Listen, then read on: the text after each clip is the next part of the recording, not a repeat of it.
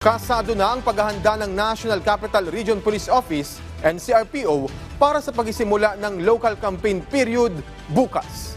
Sa panayam ng Radyo Pilipinas, sinabi ni Police Brigadier General Anthony Aberin na mahigit 9,000 pulis ang itatalaga nila sa rehiyon para matiyak na magiging ligtas at payapa ang hatol ng bayan 2025, bukod sa pagdaragdag ng mga checkpoint sa ilang piling lugar.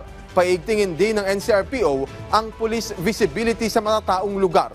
Payo naman ni Aberin sa mga kandidato, planuhing maigi ang kanilang pangampanya para maiwasan ang bangayan ng kanilang mga taga-suporta.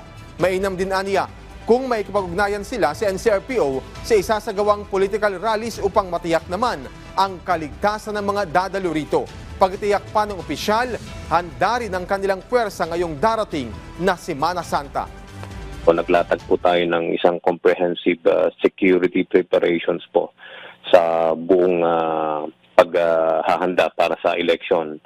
And sa katunayan po, we will be deploying more than 9,000 police personnel po during the election po.